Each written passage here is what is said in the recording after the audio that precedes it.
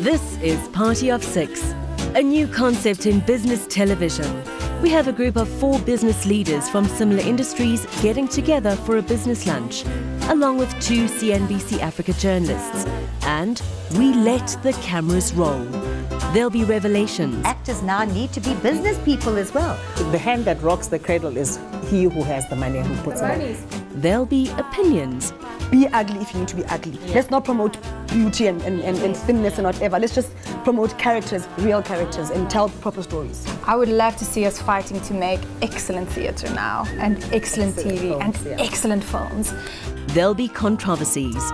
No one will be complaining, saying, my first love is theatre, but I can't do it because it doesn't really pay that well. But this reminds me, no one's mentioned how much they were paid. Normally, you know, you'd say, so Anne, will you sleep with me, okay? And I'll give you... Oh, Dave, I mean, you know, you can... Now you tell me on TV. Welcome to Party of Six.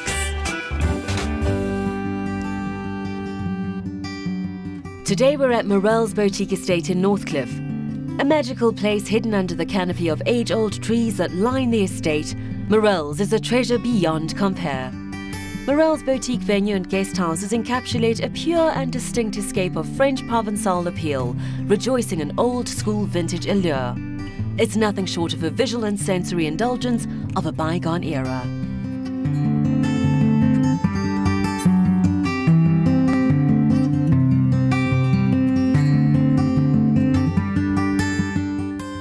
This is an ideal location for an episode dedicated to girl power. This week we chat to a group of big screen actresses. Standiwe Khoroge from Mandela Long Walk to Freedom, Anel Alexander from Semi-Soot and Discreet, Anne Power from To the Power of Anne, and Matsepo Maleme from A Million Colors. They're joined by CNBC Africa hosts David Williams and Nozipo Mbanchwa. Welcome everyone, and I thought what we could do is just go around the table. So you say who you are, and seeing that the theme is actresses, I'm feeling quite special here, although I get served last all the time. My name is Standiwe Khoroge. I'm a South African actress. I did Generations for 8 years, where I spoke to myself for all that 8 years because I played identical to the twin sisters. So a hardcore, rough one and a really goody-goody. Loved that. I did Isitingo for 3 years. That's where I trained as a director. I'm Anne Power, and looking at you gorgeous young girls, I have been in this industry for many years. We'd say 30, but anyway. I've been acting, singing, directing, producing. Recently released a movie, my movie called To the Power of Anne, which was released last year, about a woman turning 50. So that's my whole thing, that there is life after 50, and I'm here to prove it to you. I'm Anel Alexander. I'm an actress and a producer. I started off in the industry doing a little bit of theatre work, also doing the whole singing, dancing thing, and then got my first TV role on Seven de Laan. My husband and I run a small production company called Scramble Productions. As an actress, I've always wanted to do film, and we quickly realized if we're ever going to want to do anything other than soaps and drama series in South Africa, we're going to have to do it ourselves. So we made a film called Discreet, which was critically very well received in South Africa and is currently being distributed internationally. And then we subsequently made another film called Semi-Soot. Did really, really well at the local box office. It was a huge learning curve for us. Being an actress makes me a better producer, and producing makes me a better actress. I just feel like I'm the most underqualified person here. So I'm going to speak for about 15 seconds, I'll be done. My name is Matsepo Maleme. I'm an actress and I do voiceover work. My first ever acting gig was Bomisana. I don't have any formal education in acting. And I was a lead. I was like, because my parents were like, no, you can't do any form of art. You know what I mean? Because there's no guarantees and we can't fund you, we can't take you to school for that. So I was very blessed to get there. Then I did Mubango, and I did a couple of movies, I think 2. I did Million Colors, which I got an award for. And I did Night Drive. I did After 9, very controversial. Yeah. I enjoyed it. I was just crying the whole time, so it's okay. How many times has this country tried to get an actors union together? Every time the union falls apart. Why? Because the members don't pay their fees. Why? Because the members don't believe in the union. We've got seriously strong unions in South Africa. When coming to salaries, you know, you get offered less than you were offered 5 years ago, but you know that if you say they'll say okay, no, fine, because there's always somebody out there who's girls standing behind you will do it for free. Do you know what I mean? So that's the market. It's definitely a very real pressure because people are exposed to Hollywood and they think and believe it works like that here. I call it the Kulula effect. When I fly Kulula, you get the disappointed looks. Why aren't you in your private jet? In our industry, actors are like some of the bottom paid people in a crew. At the end of the day, we've got to take responsibility as actors. And if we want our careers to be taken seriously, and it's a real job, then we've got to say we will not work for that. I so wish that our industry was structured, like, for example, if Department of Labor recognized us as like, these are workers. If we could be that organized in terms of knowing our story and not just saying, you know what, I can't think for everyone else. I need to get food on the table, because that's how we think right now. Just coming from a film industry point of view, when I produce, the amount of unschooled work I can create by just doing one film is astronomical. There is just so much potential in this industry to create work for people, unskilled work, and work opportunities where people can work themselves up. I had 2 seconds of being on Mandela Long Walk to Freedom, so that's still very sensitive because I shot for like 2 weeks. I was like, did someone see me there? Every single day when I went, because I did most of my scenes in Cape Town, it was goosebumps. It was like, I'm part of the Mandela story. You know, this is going to be history. This is Mandela. This is the authentic one. And the fact that I got to be with my husband, you know, and that was like, it hit me later while we were shooting.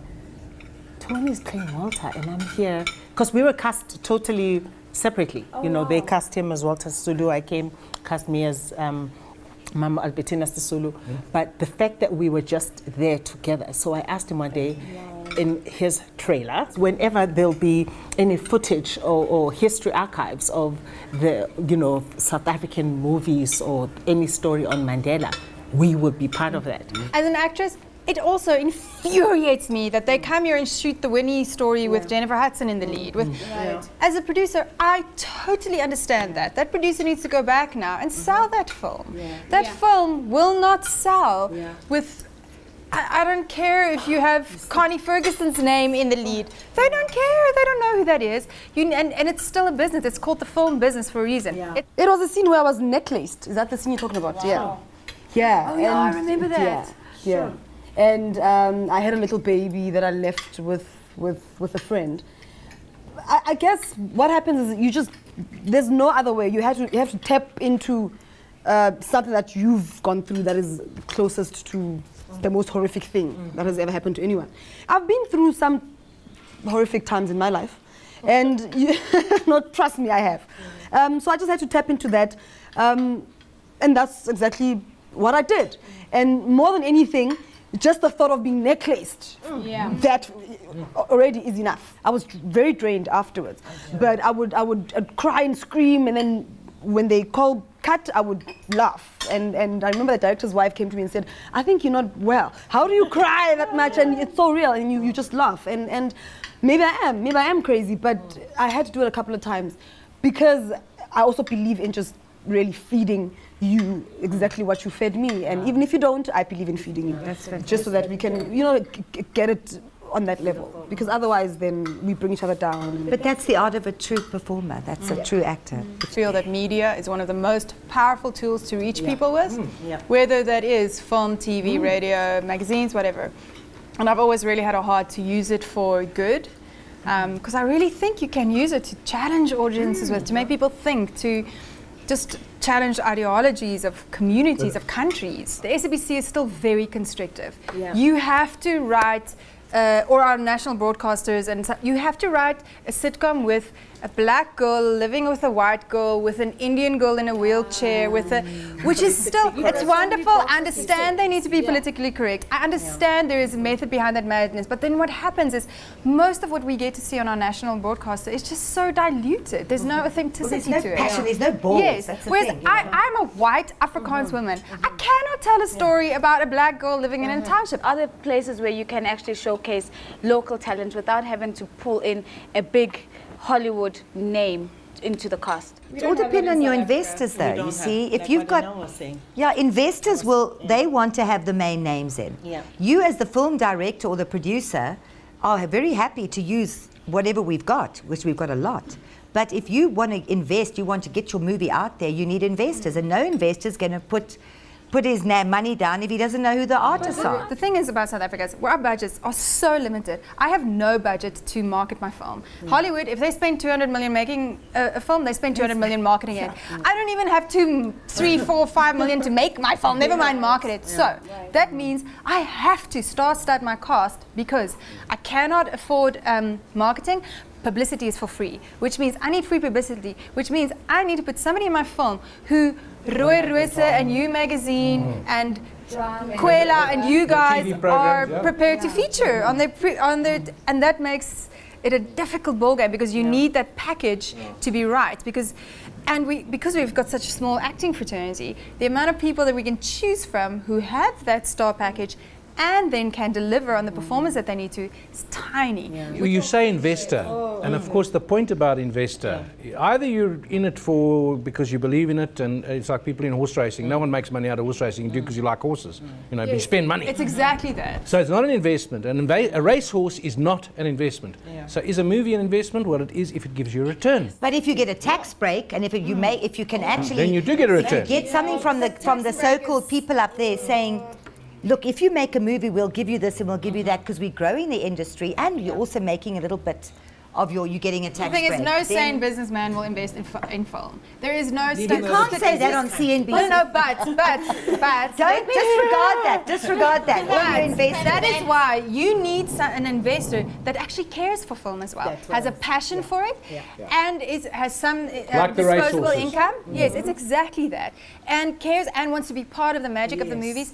And then making films is like gambling. Or if we could all just make movies because we love them, that would be fabulous. Or we could all do plays.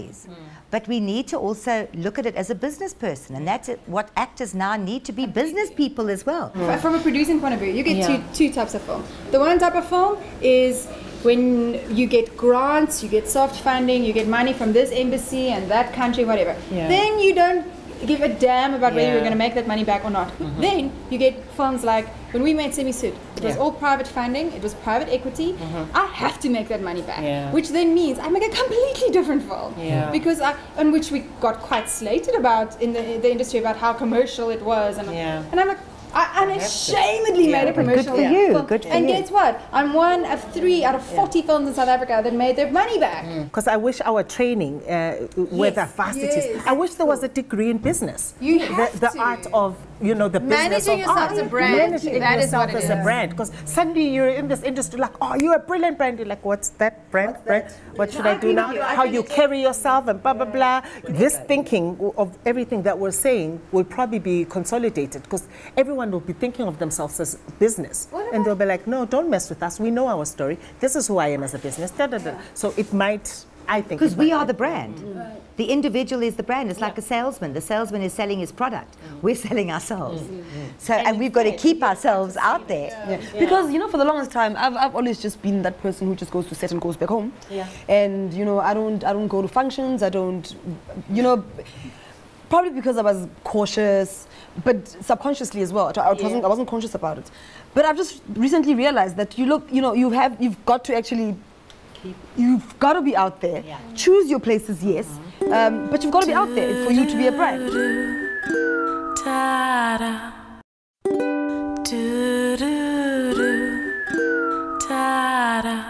What about the new kids on the block? The reality TV guys. What do you feel about that? I mean, I think in South Africa we're not yet at Kardashian fever, but slowly we're slowly starting to see some of this trickling through onto the screens. It's very interesting because 42nd Street Films did the movie To the Power of Anne. It was about the fact that, you know, Anne's now turned 50, so what the hell is she going to do? And she was married to Bill Flynn, and and we did this whole sort of spoof thing about, you know, she's now on the D list, and oh God, help her, and whatever. And it was quite interesting because we decided to do faux reality. And everybody said, what's faux reality? Well, it's fake reality, honey, you know, which is what reality is all about. But the interesting thing was, we said we'd do it, we did it, the movie came out last March, and we got people who loved it and people who hated it. But what was so fascinating is we sent up the whole reality aspect as well. It's interesting. I found when I'm producing a film, I'm less concerned about what people think about me as an actress in it, although I've played the leads in both of my films that I produced. And then it's such a joy for me to attend premieres where I wasn't the producer. I was purely an actress in this film. I literally have to show up, look beautiful. I love that. It's a completely different kind of pressure. It's nerve-wracking. It's nerve-wracking, and at the end there's tears. They can't never. There's goosebumps. There's this and that, and because when you're acting, you don't see it from the outside, so you don't know what you look like. You don't know if you're convincing enough. You know what I mean? And you don't see other people shooting their parts. Then when you see it put together, you're like, wow, you know. I just tend to get too critical of myself. Laurence Olivier always said, the day you actually stop feeling that anticipation before you go on stage, you must walk away. I mean, I played Marie in The Sound of Music at the State Theatre in the 90s, 2 years in a row, and I loved it. And my son, I remember him sitting there watching it. He was about 5, and he lost his tooth during the performance while he was sitting with my mother. And there I'm standing there with the Captain Von Trapp, and I'm singing, "For here you are standing there loving me," and I hear, "My tooth, Mummy, my tooth came out, it's out. And there it is, on the carpet, in the front of the opera, and he's running around. My mother's going, "Please run, sit down," and I'm going, "Whether or not you should." And the Captain Von Trapp's falling about, and he's going, "Tooth fairy tonight." Let's talk about women's issues for a little bit, and perhaps just to get a sense of transformation in the industry, and transformation in the sense of more gender parity. Like, I was in Berlin now for the Berlin Film Festival, and I was still amazed to see that I attended a lot of workshops, a lot of panel discussions. Most of it was still very male dominated. We live in a society, we do film art is a representation of real life. Real life is still very male dominated. So I find that we're still working in an industry. I don't know how you guys as female actresses, like, I'm married to a male actor. He works 20 times more than I do. There's still 80 more parts available for him than for me. With women, we don't support each other enough. You know, I know of your work, I know you, whatever, but the fact that I'll see you at a function and go up to you and now, "Hi, my name is Tandiwe. Can we meet sometime and just work on something?" On it? It's very like, you know, there's still, you would rather say, "Oh, I get along easier with guys." If it's meant for you, whatever that is, it will find you. But the patience doesn't exist. You have contradictory statements saying you've got to fight, you've got to push, you've got to hustle. This is the new word that I keep hearing. You know, how do you balance that with what you're saying, which is be patient, it will come to you? That's why I always preach on education. I say, do anything you can, because that gives you, for example, within film, is learn something else. Well, I think you can never actually advise someone to find something else to do. They have to find it within them, because you know, only you know how far your strength can take you, how far your patience can take you. But you've got to know yourself first. My plain advice is just be yourself, and just go for what you believe in, and just be true to yourself all the time. And that's it, because fashion doesn't work. You get a certain age and you suddenly think, hang on, now this is the time when I really want to be enjoying myself, and I don't want to be paranoid about getting older. And I must tell you quite honestly, ladies, that about 6 months ago, I thought, hang on, you know, I'm doing a bit here and I'm doing a little bit there, but I'm waiting for the phone to ring. I can't wait for the phone to ring. I need to be able to create something. And I started selling houses because I had to do something where I could phone I wasn't waiting for the phone to ring. And that's why I say to young actresses, yes, we find the calling, but when you get to a certain stage in your life, you've still got to pay the bond, you've still got to pay your car off or buy food or look after your family or whatever you've got to do. And sometimes things dry up. Keep your goal, but just have something that could help put food on the table if the job dries up. That's it. I think my advice would be is manage yourself as a brand. You are an entity, you're a business, and market yourself as that. And a business needs to be diverse. I wish in South Africa we could have the luxury of saying, I'm just a film actress, or I'm only doing theatre. We do not have that. So if you want to make it as an actress in South Africa, you do have to do 17,000 different things. I so don't like that word of artists calling themselves a brand, but there's nothing else you can do, because you, like Anil is saying, you are a brand, and you have to, you know, manage yourself as that, or otherwise you'll never get work. But all we just want to do, we just really ideally want to act, sing, you know, paint, do, just be artists without seeing ourselves as a business. You also have an individual responsibility to yourself to, you know what I mean, to fulfill your, just to achieve as well, you know what I mean, and to just really grow. If you were to refer back or reflect back on a moment that you would say was your aha moment in the industry, it could have been a moment that was a game changer that made you change the way you were doing things and become better, or made you just rethink certain things and maybe completely change track. What would be your aha moment? And I like calling it your game-changing moment. For me, I think it was moving from, not really moving from, but just adding the design element. Getting into fashion isn't one of those things where I'm just like stretching myself, just doing it for the sake of. It's just another creative outlet for me, exactly. When I was one of the producers of the movie, that suddenly gave me another look, because I've always been in front of the camera, putting the corporates together, doing the various things, acting on stage, and suddenly now getting together and creating a film, it empowered you. And it wasn't necessarily a financial decision. It was actually a case of, wow, it's now time to take the next step.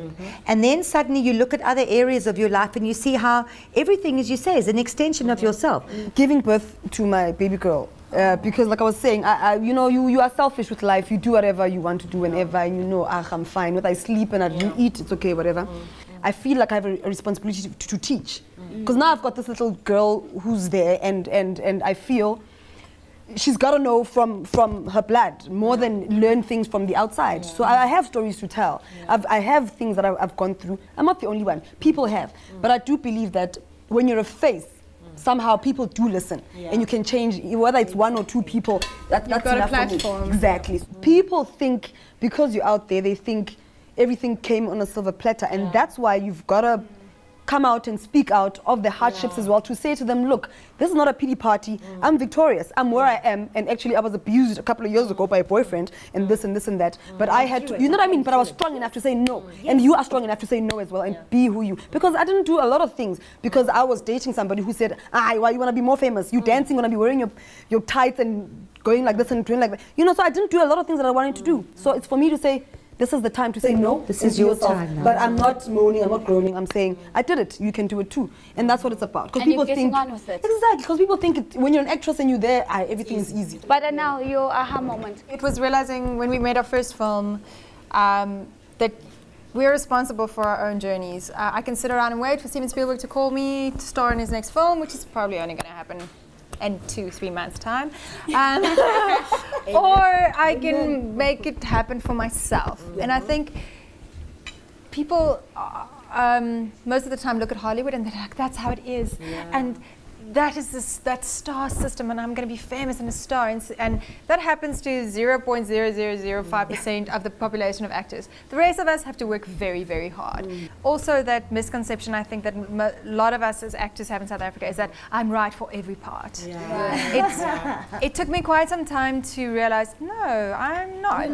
There are certain things I can do and that I can do really well, and I'm good at that. And then there are certain things that I just can't do. Where do you want the industry to go? Your hopes and dreams in particular for actresses in the industry? Performers are being grown every day. That is phenomenal. I have great hope for this industry. But I also believe that, and I'm on my old little wagon again, that we need to have more support from above.